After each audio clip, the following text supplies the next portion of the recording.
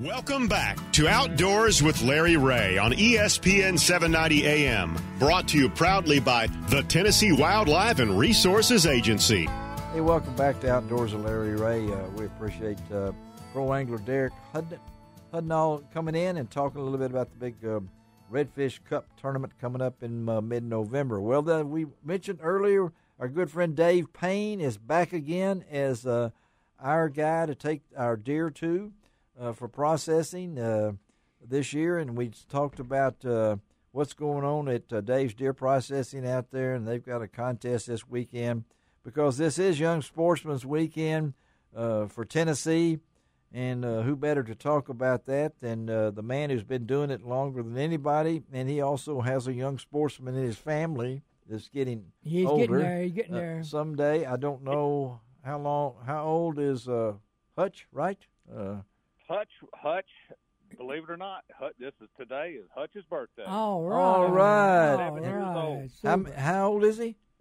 He will be 7. 7 years Oh, my yeah. goodness. And of course, we're talking to Andy Tweed, our wildlife officer for West Tennessee, right here out of Shelby County. I know Dave Gabbert's listening on the line from Lexington, Tennessee. Gene Smith is right here in the studio with us, and we all could tell Tweed stories.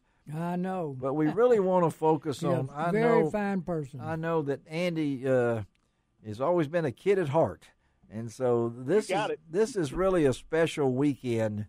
And I know Dave has corrected me before about don't calling it the juvenile hunt weekend.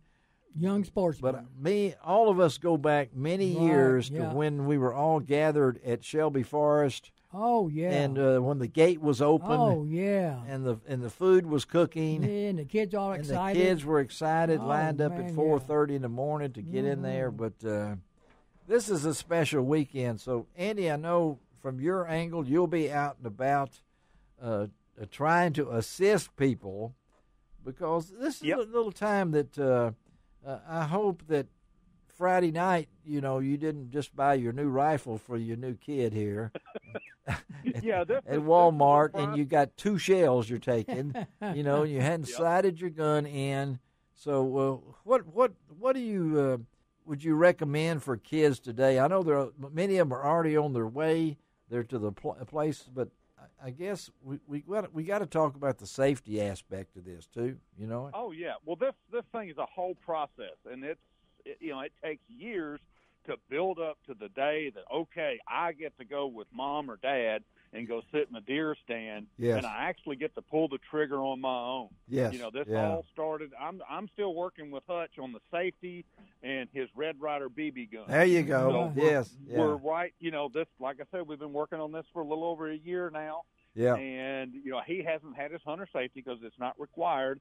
And we talked about it earlier. He was kind of, I kind of want to go, but I kind of don't want to go. So we may forego this year, but next year, I hope that he will be already trained to shoot his rifle and do what he, and that's be right. a safe Yeah. hunter. Yeah. But it takes a long time to get these little kids, where they'll pay attention and do what they need to do.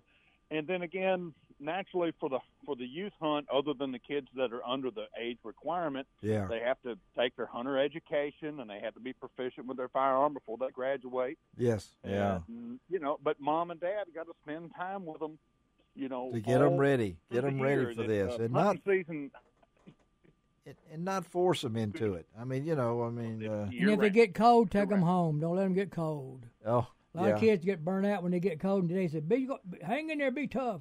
No, don't do that. Well, there's really no reason to get cold these days. No, not with the stuff they got now. Stuff we got now, I still get cold sometimes, but it's not, it's not like it was when I look back at my camo patterns and things that I wore. The old military patterns we used to wear. And these hand warmers and all these different kind of things. So there's an it's exciting time this weekend. Absolutely. And what will you be doing? What am I doing? What will you be doing this today and tomorrow? You're gonna be out and about, aren't you? Yeah. Oh, absolutely. If anybody needs, don't think it. They're not coming to get you, folks. If you see a wildlife officer, they're here to help. I mean, this is one of the highlights of their occupation is to be available if you need assistance. Or well, and it's good to be visible and bump into the people when they're coming out of the field and giving the kids a high five if they've got something or they haven't got something. Yes, right.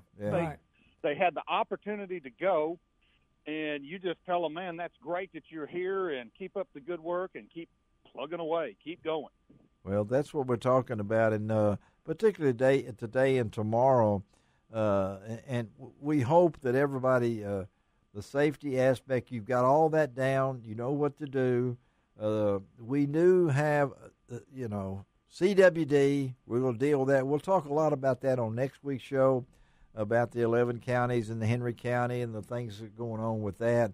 But this is for the youth this weekend, and I know that they gotta be prepared. They got to have the hunter safety course. They got to have how's a person got to be in the stand with them, Gene? You know. Well, a lot of people ask me how would my son be if I let him go to hunting by himself. I said I wouldn't let my but there has to be 18-year-old go to the mall. They have to be accompanied by. Yeah. What is it, Andy? What do you think, Andy? About 15? No, you have to have an adult in there with you. I think. No, you got to have a non-hunting adult, and I want to say it's 21 years or older. Okay. But it's a non-hunting adult.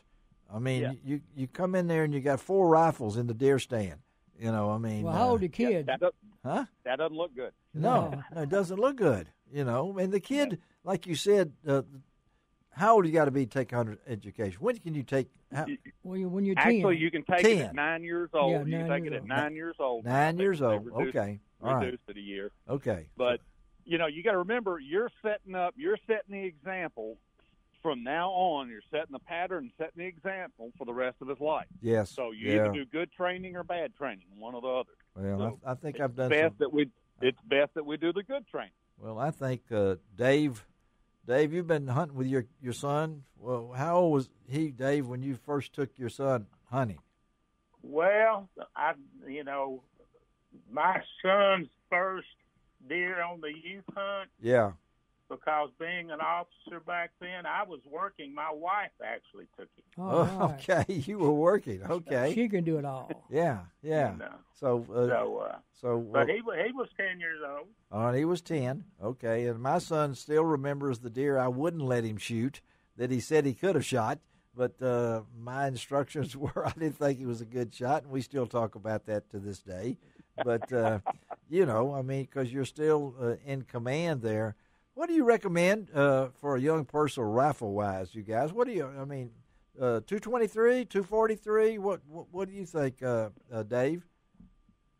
I think the 223 is kind of a misunderstood caliber. I've got a 223 that I've let my grandson shoot, and he's killed several deer with it. Okay, all right, Andy. Andy, you the same way? I mean, I'm the same way. I'm going to we'll shoot a 223 when he's ready, or a 22-250 with a proper bullet. There you go. Or if he's big enough, I'll use my wife's gun, and she's got a 243. Yeah, 243. Yeah. That was real popular way back. Oh yeah. There's no point in, you remember when we used to shoot on the range 30-30s and 30-06s back years ago? Yeah. It would flatten the poor guy. Yes, it would. Right. Yeah. So that, we don't need all of that. So I'm going to say I'm going to go with a 223 the first year, and then we may upgrade to a 243 the second year. Well. And the next thing is the sportsmanship. I went turkey hunting with this man, which I don't ever hunt again. He said, I brought some extra ammunition just in case we see something else. I said, what do you mean you see something else? That's you true. realize who you're hunting with? Yeah. I mean, this is deer season opening today in Tennessee. Not some other thing. Well, Andy, thank you, man. Y'all looking for Andy and Tweed? I guess all you guys will be out today in Shelby County. Most of us will be out and about today, and then we got to remember next weekend is opening in CWD zone. Yes, we will for rifle. We got that coming. Yeah, and that's the real strange part. I do miss, and Dave Gabbert knows this, how much I love to black powder hunt. That the rest of the state will have black powder next weekend, and then we could use black powder here, but it's rifle season on November the 6th, and it still kind of blows my mind. I was looking at the figures. Here they are. As of Thursday, we had killed 11,154 deer. Isn't that amazing? Now, that's including that velvet hunt, so to speak. Take away the velvet hunt, it's 10,543. Now, the ratio here, what would you think would be the ratio of buck to doe, Andy? Out of that 10,000, how many does you think would be killed out of that 10,000? Let's get an estimate here. Dave Gabbard, how many do you think? Probably. I'd say 20%. Well, let's so how many? I was going to get on closer to almost 50-50 or 60-40. I was going to go as high as 70%. Okay, here it is. Here it is. You ready? Out of the 10,543, 6338 is the number of does killed. Oh, wow. So it's a 2-to-1. Okay. Well, it's an eating deer. That's what it is. Oh, that's what it is. Yeah. Yep. Andy Tweed, thank you, man, for being with us. Be safe today. Yes, sir. We'll talk to you down the road. All right, buddy? All right. Thank you. Sounds good. Bye. Y'all take care. All right. Bye-bye. Thank you. Bye-bye. All right, Andy Tweed. And in honor of Young Sportsman's Weekend, let's have another pun as we close out this segment. Gene Smith. Okay. This guy was walking through the woods. Uh-huh. And he saw this dog. Uh-oh. And he said, "What are you doing?" He said, "I'm lost." He said, "You're lost?"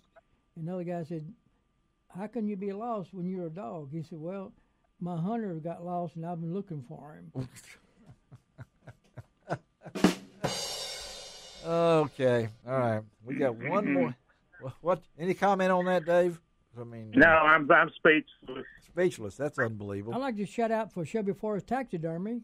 Give him a plug. That's a good one. He's a good friend of ours, Yeah. radio station. Yeah, he's a good friend of ours. Yeah, I think he's probably listening this morning. Chris Knight, yeah. Chris Knight. All right, let's take a break. Come right back. Can you believe, are we closing this show? Is this it? We got another segment left. That's amazing. It's only been here 20 minutes. Telling you. What happened here? All right, we'll be right back. Outdoors with Larry Ray.